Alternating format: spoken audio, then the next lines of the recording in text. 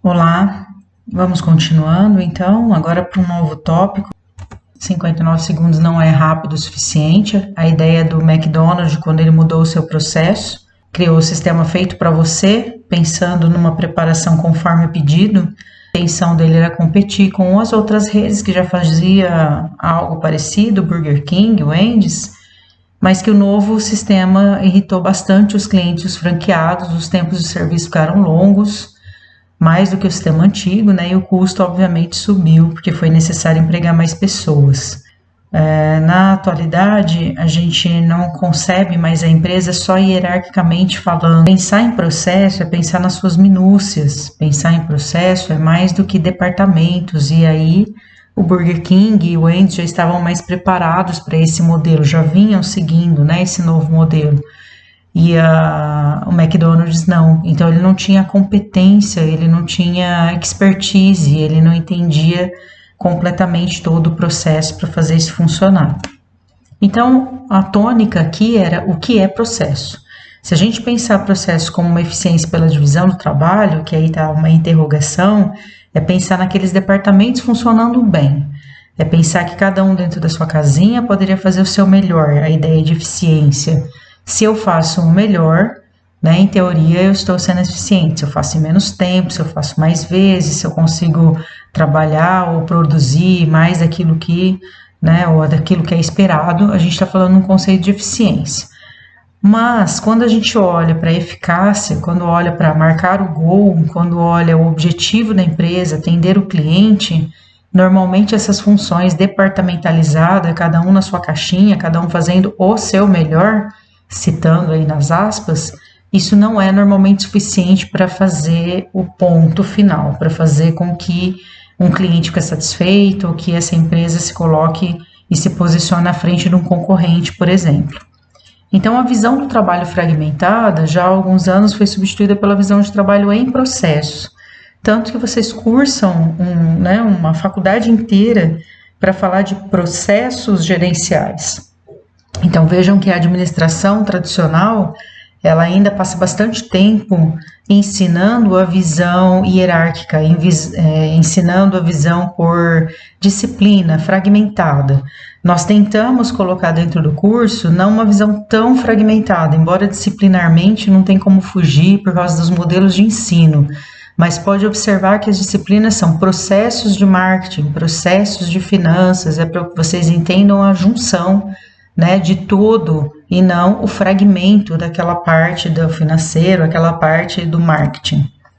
Então, processo é qualquer parte da organização que transforma aquelas entradas e saídas que eu trabalhei no primeiro material e que espera que tenha um valor para a organização maior do que as suas entradas originais, ou seja, que agregue valor. Também já vimos um pouco da cadeia de valor. Então, a análise de processo, de forma geral, vai ser olhar para esse processo, vai ser fazer a análise visando assegurar a fluidez da movimentação das pessoas, papéis, informações, definindo sistemas para essa organização funcionar processualmente. Então, entendam que um processo, ele ultrapassa a barreira da sala do departamento de vendas. Para pensar em vendas, eu preciso estar muito próximo do PPCP. Para pensar em produção, eu preciso estar muito próximo de compras e de vendas. Para pensar no financeiro, eu preciso ter uma análise geral, né? Não adianta eu fazer só o meu. Então, pensar em todos os processos é ultrapassar essas barreiras. Então, quando a gente analisa o processo, nós precisamos identificar a utilidade de cada etapa, verificar as vantagens e alterar a sequência, adequar as operações ou os passos a essas pessoas que as executam, essas sequências, essas operações, identificar a necessidade de treinamento específico. Isso é uma parte básica de processo, né? Identificar, verificar, adequar e treinar. Então, estratégia para estudo de processo é primeiro escolher o quê? Então, normalmente a gente começa observando o processo quando tem algum indicador de problema. Queixa porque não funciona bem um processo, ou porque filas se avolumam, ou porque simplesmente as pessoas não se comunicam para fazer funcionar isso processualmente. Coleta de dados sobre, então, esse processo que vai ser estudado. A gente usa notações de modelagem, essa é a tônica da nossa aula. Nós começamos com o fluxograma e vamos terminar no BPM. e a análise dos métodos usados no processo atual, que vai ser a interação com outros processos, incluindo outras unidades, dificuldades percebidas, modificação na sequência, ou seja, fazer a análise de como esse processo está funcionando atualmente. E depois implantar o novo processo e manualizar, fazer a manualização do novo processo. Das possibilidades que vocês podem seguir nos trabalhos acadêmicos para a conclusão do curso é a monografia, um trabalho de pesquisa que pode ser feito campo, mais extenso, e a outra é a análise de um processo. Então, nós estamos exatamente nesse ponto. Você pode escolher algo dentro da organização em que você atua, algo que não está bem, algo que você acha que pode melhorar, coletar os dados, apresentar para a banca como esse processo funciona atualmente, usando a modelagem ou não, a depender do processo a gente consegue e outros não, fazer a análise do método que é usado. Para isso, o referencial teórico vai ser a base para vocês mostrarem para a banca, né, o que está sendo feito lá hoje, que tipo de metodologia está sendo seguido, por que a empresa segue isso, e também já dá subsídios para que o novo modelo, o novo processamento seja então incorporado pela organização. Então, aqui no referencial teórico, quando a gente está falando de um trabalho acadêmico, seria usado tanto para mostrar a atualidade como para depois fazer a modificação.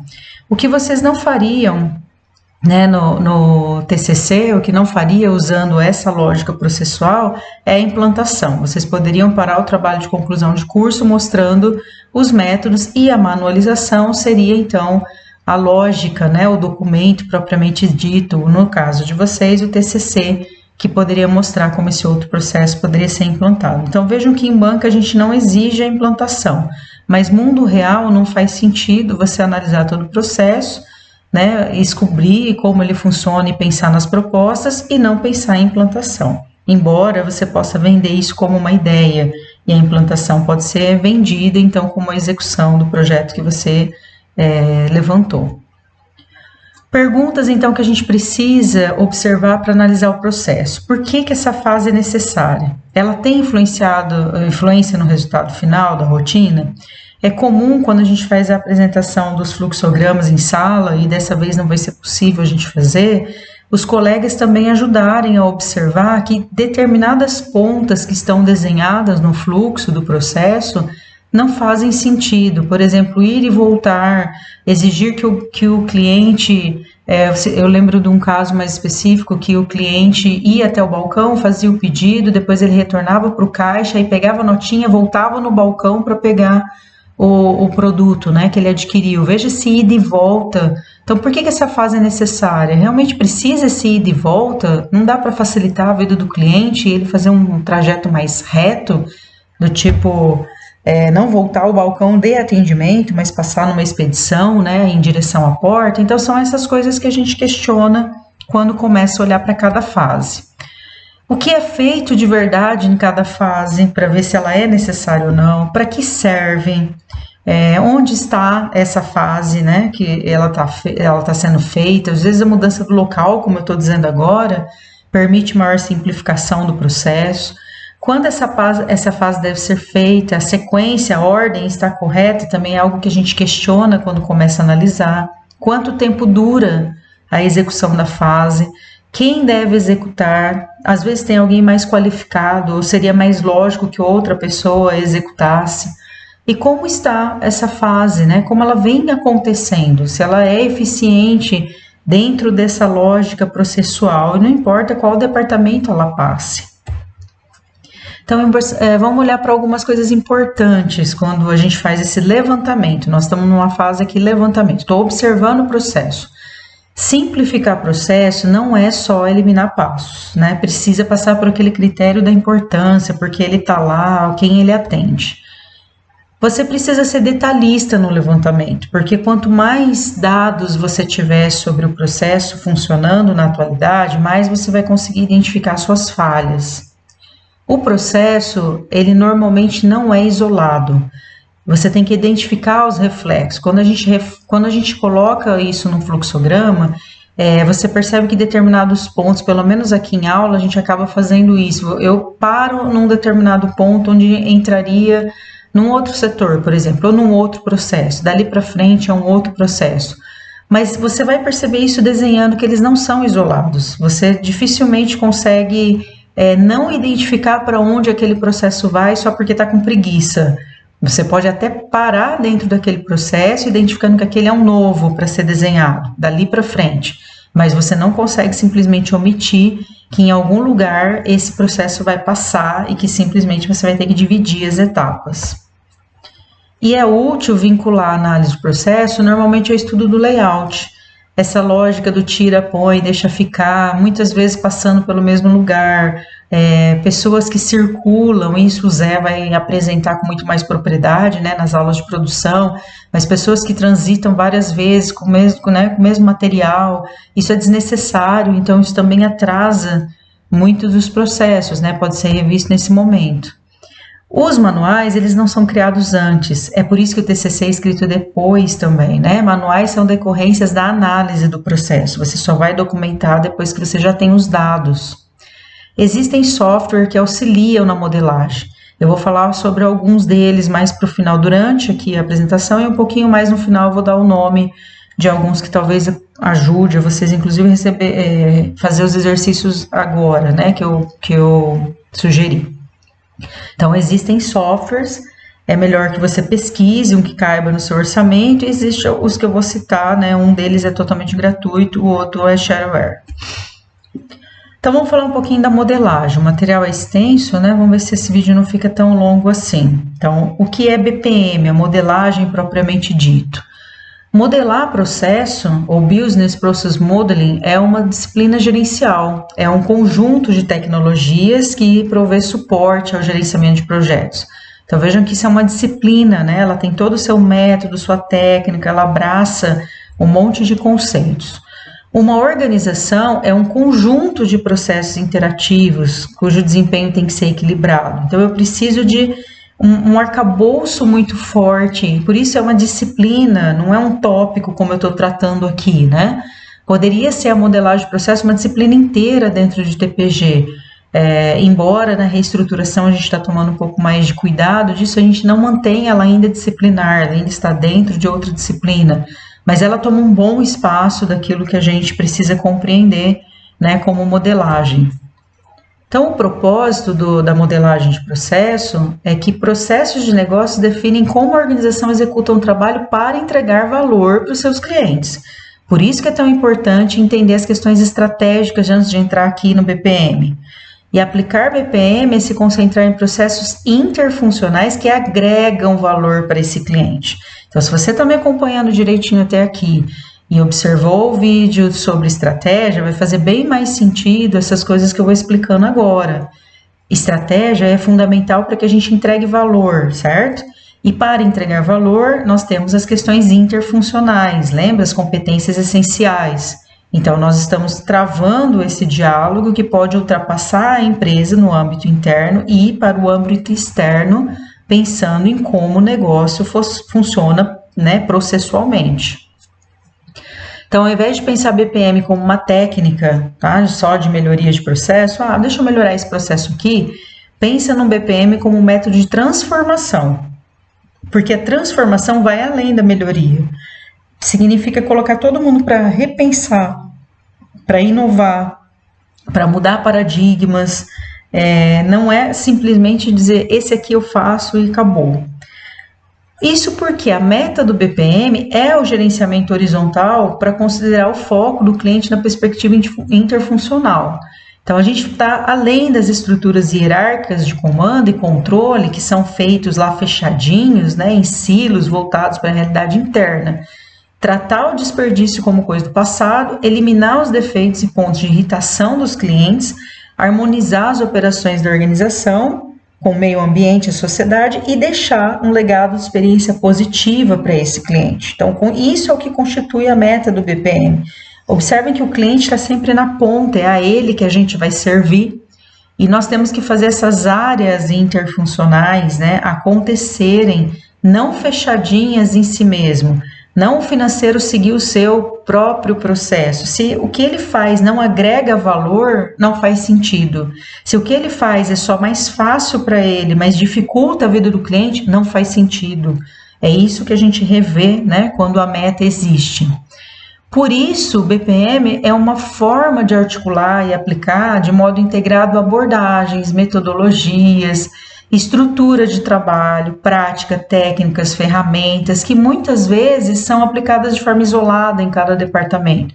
Vejam que é uma questão cultural pensar em BPM. Toda empresa precisa dessa visão holística. A empresa precisa se organizar como uma só, estruturar e conduzir o negócio de forma única, né? Uma só empresa e não departamentos separados. Também reconhece o papel-chave de pessoas com habilidade, motivação e o uso correto de tecnologias para entregar esses melhores produtos e serviços ao cliente. Então, BPM é uma questão cultural. Quando a empresa acaba com as suas baias, quando ela derruba as suas paredes, quando o processo começa a ser a tônica e não mais a hierarquia tradicional, essa cultura aflora. Né? Ninguém mais pensa no recebimento de uma mercadoria só dizendo que isso é problema do almoxarifado. Ninguém mais diz que produção é apenas um problema do PCP. Tá? Então, isso culturalmente muda muito. Então, o foco na ação do processo é um meio, não um fim. Por isso que os profissionais de BPM eles são orientados a resultados que utilizam o processo como meio para atingir um fim. Então, aí eles exercem a prática baseada em princípios de valor, visão compartilhada do futuro, desapego ao sucesso temporário, que eu acho que vocês reclamam muito, né, quando passam essas ideias, quando a gente passa essas ideias para aulas de RH, liderança. Nossa, mas o meu chefe não deixou chegar, ele morre de ciúmes de mim porque ele vê que eu conheço. Então, quando a gente passa a trabalhar com o BPM, com a lógica processual, o desapego ao sucesso temporário fica evidente, é o time, né, que faz acontecer. E esse time é formado por pessoas de várias áreas e não necessariamente de um departamento em si. Então é óbvio que isso fomenta a colaboração, fortalece as relações pessoais, a lógica de respeito ao meio ambiente, a valorização da solidariedade, concretização do potencial de cada pessoa, ética, dignidade e muito mais coisas. No momento em que a empresa culturalmente se transforma em uma empresa por processo, a lógica é ela funcionar baseada naquilo que agrega valor, então todo mundo trabalha para. Eu não sei se eu citei isso em sala, mas quando eu era coordenadora da engenharia ainda industrial da Pampilha, eu ainda era consultora. Eu me lembro quando eles mudaram a camiseta e os valores da empresa ficavam nas costas. E eu comentei isso com um líder de setor, falei, olha, vocês mudaram a camiseta, ficou bonita. E uma pessoa que estava dentro da produção, não tinha nenhum cargo de liderança, diz, você viu, ficou bonita. Nós tiramos os valores das costas e colocamos nos braços, porque a gente precisa ser forte para carregar. Isso é uma sensação de concretização, né? Isso é uma sensação de união, isso é uma coisa do eu faço parte disso, né? Então, quando a visão processual ela se transforma culturalmente, as pessoas normalmente trabalham para. E aí, obviamente, a sociedade reconhece e legitima, né, como líderes aqueles que demonstram experiência natural, a realização, a transformação, a construção da mentalidade, não é nada forçado, isso não veio, mais uma vez, hierarquicamente traçado. Olha, a Carla é ótima para conduzir processos de produção, vou perguntar para ela se ela não quer participar do projeto. Então aí as coisas começam a acontecer de forma muito natural, né, não existe uma lógica hierárquica para que isso faça acontecer. Então, vamos ver um pouquinho das contradições, né? Aqui também, processo versus função. Embora a estrutura funcional continue, não estou dizendo que vai simplesmente acabar o departamento de vendas, olhe lá, né? A junção estratégica de cada departamento continua acontecendo, ela tem atividades, ela tem tarefas, ela tem cenários, ela tem passos para cumprir. Então, a estrutura funcional, ela continua válida. A geração de valor que passa a ser gerenciada horizontalmente numa visão notadamente interfuncional de ponta a ponta. Então, as funções se tornam centros do serviço, regulado por acordos. Como eu disse agora, vender tem sim a sua atividade, a sua tarefa, tem a sua lógica diária, cotidiana, que faz parte do departamento de vendas. Mas quando nós pensamos, vamos abarcar mercado X, não é só o departamento de vendas que vai fazer parte desse processo. A produção consegue atender esse mercado, a produção consegue, na velocidade, no tempo, em toda a flexibilidade que é exigida para fazer esse negócio funcionar. Financeiro está preparado, olha, ficamos sabendo que em determinada região as vendas acontecem de X forma, então nada é isolado quando a gente olha a função, né, versus a função e versus o processo. O processo fica muito mais íntegro com a participação de todos funcionando, né? Então a lógica, visão lógica, o processo de negócio se integra à função de negócio. O que, quando, onde, por quê, como, por quem o trabalho é realizado também são dilemas da produção, né? Esses o que, onde, quando, por quê, principalmente quem vai fazer, também faz parte da lógica processual. Então, a visibilidade, o entendimento do processo de negócio vai ser muitas vezes facilitado por representações gráficas, e aí quem faz o que começa a ficar mais visível. Então, vendas recebe o pedido, a engenharia cria a especificação, a produção produz, a montagem monta e a expedição expede. Ao invés de eu olhar só cada um na sua caixinha, eu olho essa lógica processual, a dependência um do outro, a informação que flui entre um por outro, quem é responsável por cada uma dessas partes, como eles se comunicam. Isso é uma lógica, então, processual, né? Mais importante do que pensar funcional, a gente vai desmiuçar o processo. Portanto, todos esses funcionais têm que participar para isso dar certo. Então, o processo de negócio vai definir, né, vai ser definido de maneira abrangente, vai abordar o que, onde, quando, por quê e como o trabalho é feito e quem é o responsável para realizá-lo, como eu já reforcei até agora.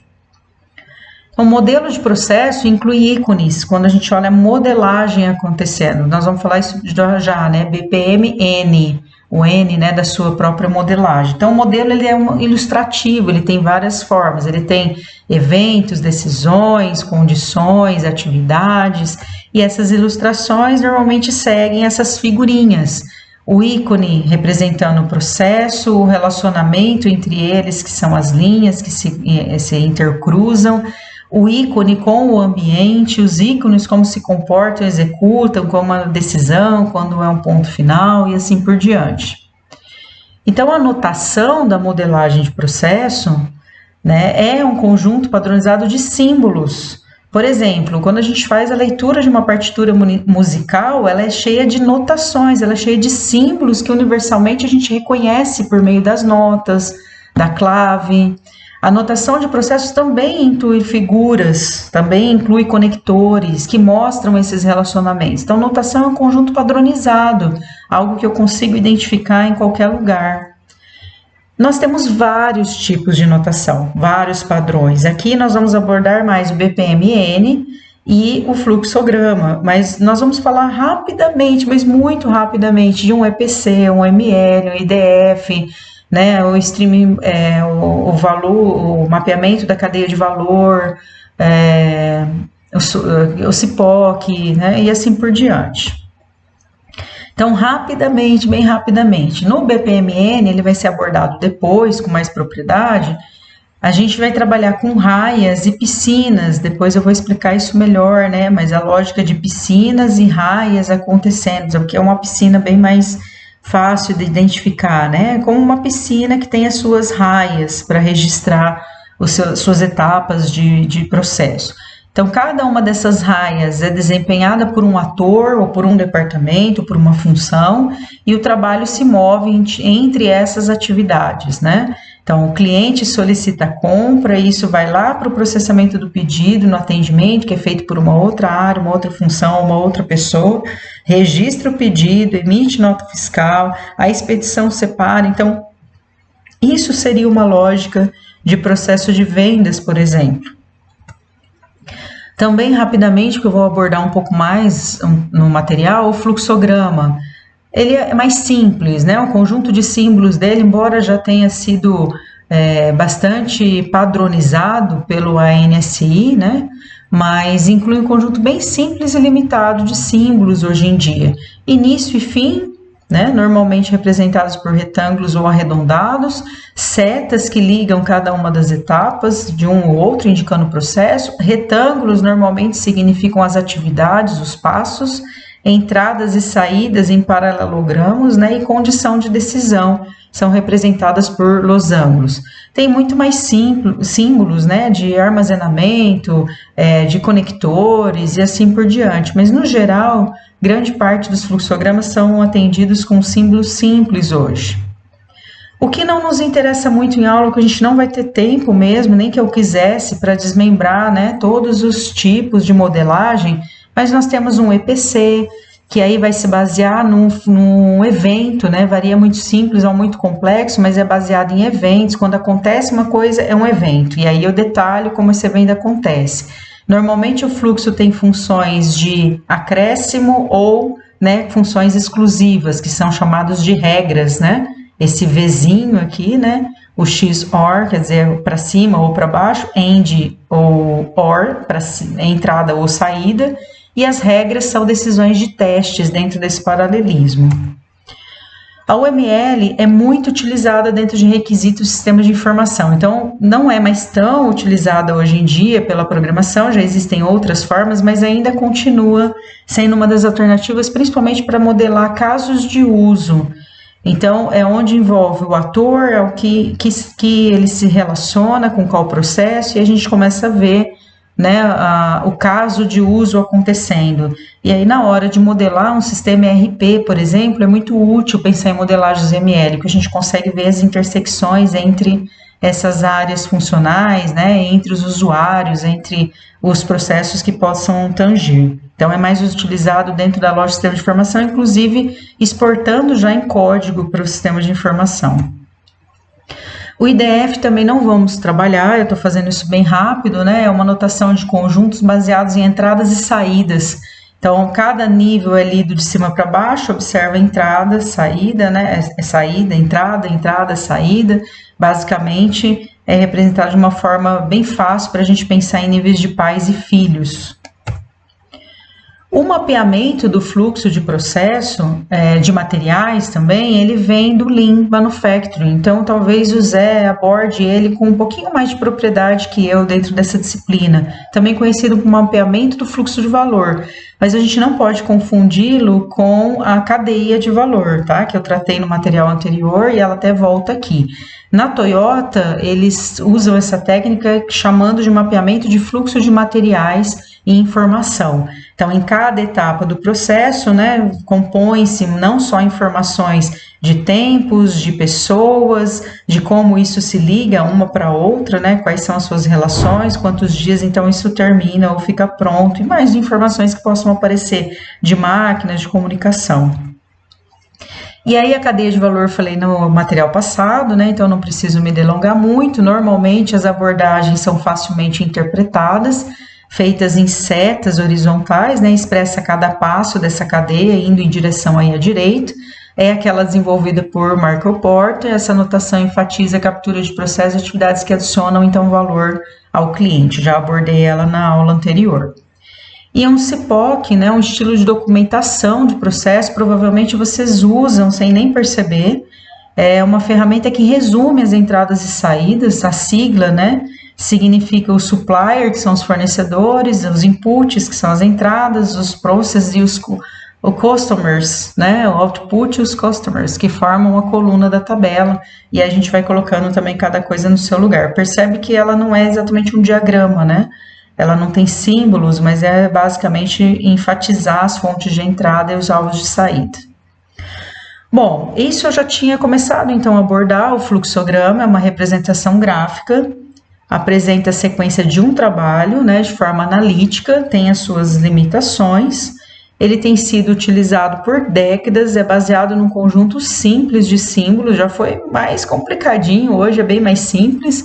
A notação para o mapeamento foi padronizada, né, um padrão ANSI em 1970, significa que em qualquer lugar do mundo, se a gente olha um fluxograma, nós somos capazes de ler, como as notas musicais. A vantagem do fluxograma é que ele é bem entendido por engenheiros, tanto de software quanto de sistemas, como qualquer gestor. Em alto nível, ele ajuda a criar um consenso, justamente pela facilidade de leitura. As pessoas aprendem relativamente rápido esses símbolos mais utilizados e é feito normalmente com baixo custo, né? Um papel, uma caneta, algumas ferramentas gráficas que estão disponíveis no mercado, né, de uso geral, elas podem gerar essa visualização. Quem nunca montou um diagramazinho simples no Word, uma caixinha seguida de uma seta, normalmente não sabia que estava montando um fluxograma, mas é por isso que ele é suportado por ferramentas simples hoje. A desvantagem é que, apesar da influência do padrão, a gente tem muitas variações, né? Por exemplo, uma bolinha pode significar entrada e saída, início e fim, mas ela pode ser ovalada, né? Ela pode ser um redondo, uma bolinha, ela pode ser um quadradinho com os cantinhos ovalados, então isso acaba gerando muitas variações. Ele também pode ser impreciso quando a gente quer pensar em processos complexos, tá? Os objetos não têm um conjunto de atributos descritivos, você só consegue colocar na caixinha palavras únicas ou muito curtas, você não consegue descrever nada lá dentro. Normalmente, por isso, os modelos são construídos com apoio, né, de descritivos laterais ali para você conseguir realmente entender o processo. E os objetos, por não ter também esse atributo construtivo, são planos, exigem símbolos de conexão para mostrar onde segmentos e processos continuam, lembra? Não acaba aqui, eu tenho um próximo, né? Então eu começo a usar conectores para mostrar um ou outro seguindo. Os tipos, basicamente, as técnicas, vou falar como regra geral, de cima, né, para baixo e da esquerda para a direita. Então, o processo começa aqui, ó, se vocês conseguem acompanhar a minha setinha, e vai para a direita. A gente tem que tomar cuidado com o cruzamento, evitar ao máximo, mas se não tiver como cruzar, né, evitar o cruzamento, a maneira correta é esse símbolo aqui redondinho, mostrando quem está passando por cima e quem está passando por baixo. E as operações, elas precisam ser numeradas de uma forma sequencial para permitir essas referências ou comentários. Colocassem dentro das caixinhas um pouco de texto, né? Por exemplo, isso aqui, ó, início, processo tal, porque fica mais fácil. As operações serem numeradas, que diz aqui, né? Ela pode ser substituída pelas poucas palavras escritas aqui dentro, até para evitar ficar olhando depois na sua lateral, né? Olhando a sequência na lateral. E existem diversos tipos de fluxograma: vertical, sintético, blocos, esqueleto, procedimento. O normal é a gente usar em blocos, rapidamente. O sintético é aquele que a gente faz uma sequência muito simples, é muito genérico, a gente faz um esboço só, né? Não há preocupação em identificar nada, nem cargos, nem unidade. Então, normalmente a gente faz esses esboços no início. É necessário apresentar para poucas pessoas, quando você quer falar rapidamente sobre como o processo funciona.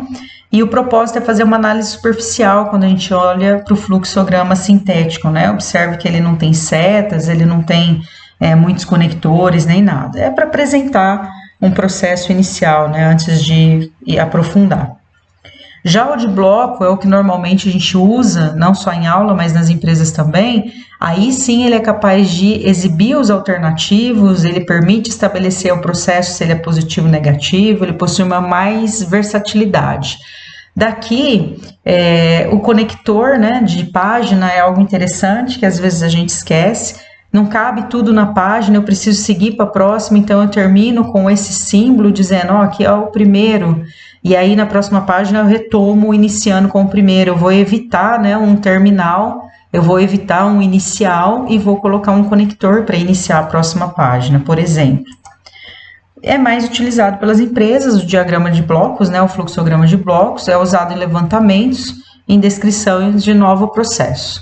Então, os símbolos mais utilizados é o da atividade, a operação, os conectores, né, sentido da circulação, não esqueçam nunca a seta é o que dá lógica para o fluxograma, eu preciso saber para onde esse processo está indo, e a decisão, né, então se nós tivermos um terminal, uma operação, uma decisão e eventualmente um conector de página junto aos documentos de sentido, né, junto aos conectores de sentido, eu já consigo desenhar um fluxograma perfeitamente. Ah, eu posso usar um de arquivo, eu posso usar um de material? Pode. Se você tiver habilidade, posso usar um documento? Pode, mas se você tiver habilidade, se não, só esses que eu citei, de operação, decisão, o sentido da seta, né, a operação e eventualmente ali o conector, você já tem um fluxograma praticamente pronto. Então, alguns exemplos, tá? Então, dá para ver como é que essa complexidade acaba acontecendo aqui, né? Então, um terminal, um início e fim, o cliente aguardando, esse é um de espera, aí o cliente se encaminha, então significa uma ação, o atendente confere a documentação, esse é um conectorzinho importante, né, dentro do diagrama. É ele que diz as posições de decisão. Então, o documento está ok, sim, eu vou para uma próxima ação. O documento está ok, não, eu vou cliente encaminhar para um órgão competente que vai aguardar de novo e assim por diante. Então, veja que o fluxograma é muito simples de compreender, de cima para baixo e da esquerda para a direita. Evitar os cruzamentos, evitar idas e voltas. O chatinho do desenho é planejar, né, esses pequenos detalhes para que você não tenha muitas idas e voltas. Eventualmente ela acontece, mas a tônica é sempre pensar da esquerda para a direita. Olha um outro um pouquinho mais complexo, usando um pouquinho mais de conectores, um pouquinho mais de, né, de tipos de simbologia. Então, solicitação de adiantamento, isso é de um documento com arquivamento. Vai passar para um outro setor, ó, o funcionário solicita, né, adiantamento de salário, vai lá para o departamento pessoal esse documento, aí verifica se ele tem direito, se ele tem, sim, e assim vai seguindo até terminar, né, a nossa solicitação lá do financeiro fazendo o pagamento. Um outro modelinho, já um pouquinho mais simples, tanto o anterior quanto esse, chamando a atenção que ele também pode seguir raias e piscinas, né? Não é uma exclusividade do EPMN, depois vou falar sobre elas também, e aí vai ficando cada vez mais claro. Mas a lógica é sempre a mesma, tá vendo? Início do processo, solicita a proposta, envia carta convite, aí tem uma decisão, e aí vem as ações, e entre essas decisões, passando por cada setor, dizendo se sim, se não, vem para o fim do processo. Quando usar fluxograma? Então, já que ele é simples, já que ele a leitura dele é fácil, né? Poderia sempre usar um fluxograma. Sim, poderia. Mas a BPMN, ela vem se tornando uma modelagem até mais fácil de fazer, né? Pelo Visage ou pelas outras ferramentas, que tem as características do fluxograma, mas você pode fazer utilizando linguagem mais simples, né? Ele já desenha para você já automaticamente. Claro que um BPMN, por olhar para o processo em toda a sua completude, ele tem mais símbolos de conexões, né, mais outras interposições que precisam prestar atenção. Mas para capturar rapidamente um fluxo de processo, é interessante usar um fluxograma. Para começar um projeto de modelagem onde não haja financiamento disponível para ferramentas, né, você não tem muito orçamento para isso. Para desenvolver diagramas detalhados para uso e codificação tradicional de sistema, e existem softwares que auxiliam esses desenhos muito bem. O próprio Word tem, o Visio, o Edge, o Smart Draw, né, o MS Office, lá no Word, no Excel, tem todas as simbologias, no Linux, o Kivy, o D, o OpenOffice e assim por diante. Continuando a modelagem de processo, vamos falar um pouquinho sobre a notação BPMN. A notação BPMN tem como objetivo apoiar a implantação do BPM, fornecendo uma notação padrão, a linguagem, né, uma forma de simbolizar o fluxo de processo, de fazer um mapeamento. Um pouquinho diferente do fluxograma, ele consegue representar os processos complicados e sistêmicos, né, com relação com a aliada habilidade de se fazer compreender de uma maneira universal. De outra forma, é uma ferramenta mais poderosa que o fluxograma, porque ele consegue representar melhor, ele tem ícones, recursos, e isso representa os complexos processos, né, da companhia. O que o BPM faz é representar cada ação com um símbolo, assim como também acontece com o fluxograma, mas a maneira em que isso é representado se torna um pouco mais direto com relação ao processo. Então, podemos identificar 4 tipos de símbolos: os objetos de fluxo, os objetos de conexão, as swims lanes, né, ou as piscinas e raias, e os artefatos. Quando a gente olha para os objetos de fluxo, eles são divididos em 3 tipos. As atividades, que é o que vai ser executado, algo que é feito, né, por exemplo, a cotação de um hotel. e simbolizados por esses quadradinhos aqui, ó. Os eventos, as ocorrências, ou seja, algo que acontece, por exemplo, o início do processo, pedido do plano, simbolizado por círculos, então, normalmente início e fim do processo. E as gateways, né, os pontos de desvio que determinarão o caminho que o processo seguirá. Por exemplo, a decisão de consolidar as informações, e normalmente isso é simbolizado pelo diamante, que são esses pontos de decisão.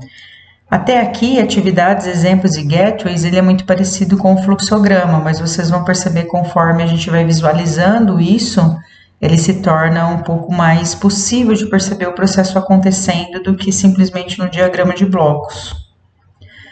As swing lanes, ou as piscinas e raias, elas vão ser representadas normalmente na horizontal, pode acontecer na vertical também, como o outro desenho aqui que eu mostrei, estava na vertical, mas as piscinas, elas representam o processo, né, e os participantes do processo. Então, eu sei que está em língua estrangeira aqui, mas essa seria uma piscina. E as raias, cada piscina possui várias raias, que simbolizam os papéis, as áreas, né, de responsabilidade do processo. Então, seria o equivalente a dizer que aqui, por exemplo, seria o processo financeiro, e aqui o contas a pagar, contas a receber, por exemplo. Os objetos de conexão, para fazer o fluxograma acontecer e para fazer o BPMN, né, ser modelado, os objetos de fluxo é uma simbologia que precisa conectar entre si algumas dessas formas, né? E isso se dá através do que a gente está chamando aqui de objeto de conexão. Então, quais são esses objetos de conexão? São os fluxos de sequência, que mostram em que ordem a atividade vai ser executada, é simbolizado por uma linha cheia e uma seta que vai adiante. Então, por exemplo, desenvolvimento de um produto, tá vendo a linha cheia, né, e a seta que diz para onde nós vamos. Então, emite solicitação de orçamento, encaminha solicitação no PID e assim por diante. Então, essa setinha é o fluxo de sequência, mostra a sequência que nós devemos observar o processo. Aí nós temos os fluxos de mensagem, que indica quais mensagens que fluem entre esses dois processos ou entre piscinas. Então, tá vendo aqui nós temos uma piscina, né, vendas, e uma raia vendas e uma raia desenvolvimento, e é representado por uma linha tracejada com um círculo aberto, né, e uma seta aberta também no fim. Então, por exemplo, encaminhar a solicitação ao PED para a próxima etapa, que é preparar o projeto, isso é um fluxo de mensagem, né? Poderia ser simbolizado também por uma bolinha aberta, como está aqui, e o símbolo do e-mail, por exemplo, dizendo a maneira como isso poderia ser trafegado. E por fim, a gente tem as conexões, né? Os artefatos, os objetos de fluxo é simbolizado por uma linha tracejada. Aqui é uma de mensagem também, mas seria um exemplo, né? Passando entre um setor e outro aqui também, né? Embora aqui a bolinha e a seta aberta mostra que isso é uma mensagem, ele seria muito parecido com essa linha tracejada ligando os artefatos, né? Entre objetos de fluxo. A notação BPM, ela tem alguns símbolos. Um dos softwares que eu estou indicando para vocês é o da Reflow, então se vocês entrarem lá, vão encontrar várias informações. Então, o que eu acabei de citar dos conectores, fluxo de sequência atividade, a setinha fechada, né, a linha densa, fluxos de mensagem, a linha tracejada, embora aqui deveria estar aberto, e a associação de artefatos e elementos, né, uma linha que liga, por exemplo, uma atividade a outra como um artefato. As atividades, poderia ser tarefa simples, tá vendo? Tudo no mesmo tipo de simbologia, né, um quadradinho.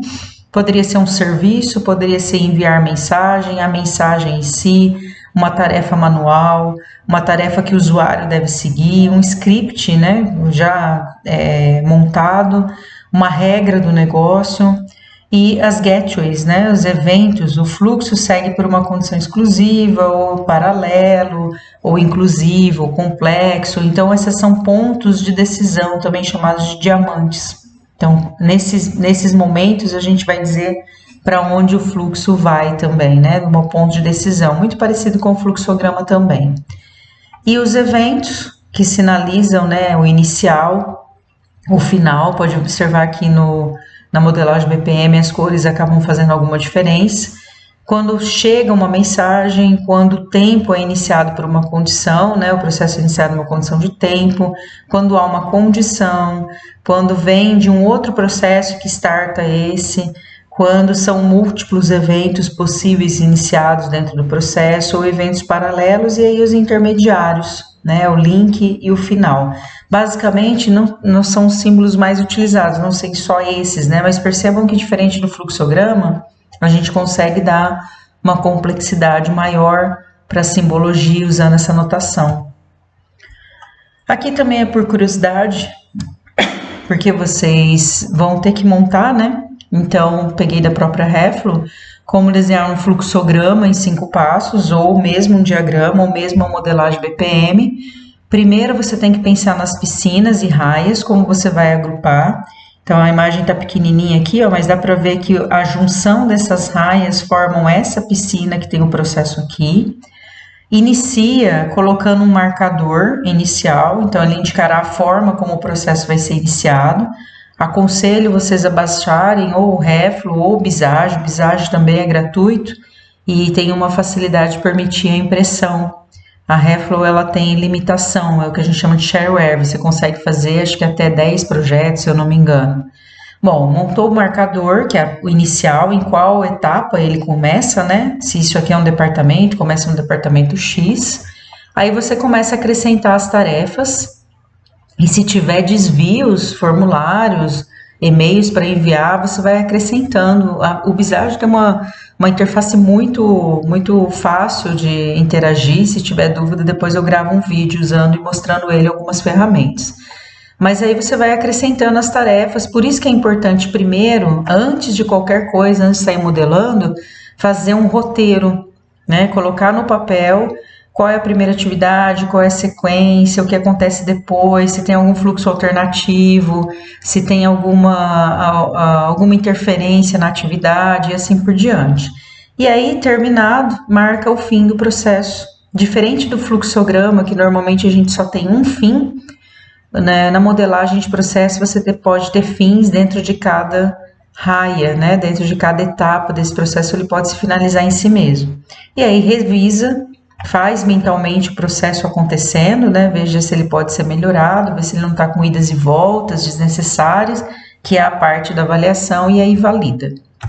Os softwares que eu estou sugerindo para anotação BPM são, então, os da Reflo e o Visage. Né? O Reflo, como eu disse, é shareware, ele tem os seus limites, mas o Visage é gratuito, você se cadastra, coloca uma conta, ele inclusive salva as suas modelagens na nuvem, se você permitir. O único desconforto dele é que ele é um pouquinho pesado, ele demora para abrir, mas ele é bem intuitivo, bem facinho mesmo de mexer. E é isso, né? As referências bibliográficas dessa vez incluem o Guia do Gerenciamento de Processo de Negócio, da BPMP, que é um semi-book, e traz muitas dessas informações da modelagem. Precisa dedicar um pouco de tempo para trabalhar mesmo a modelagem, mas vocês vão exercitar.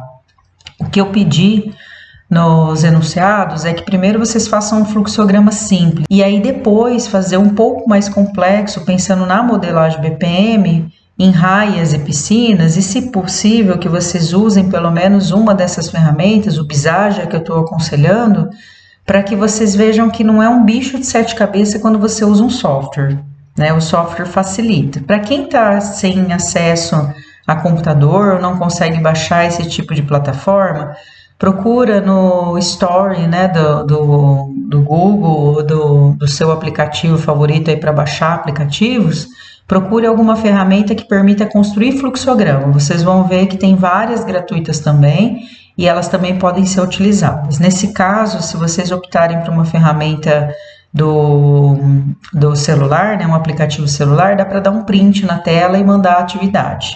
Só verifiquem isso antes de finalizar para não perder às vezes muito tempo. E aí ter certeza que vocês vão conseguir cumprir essa etapa, tá? Qualquer dúvida eu vou estar à disposição no chat, né, nos horários de aula, e se a dúvida permanecer, for muito complexa, eu gravo um outro vídeo explicando aquilo que alguém possa ter, né, de maior complexidade, a gente não conseguir explicar digitando, tudo bem? Um abraço, até mais.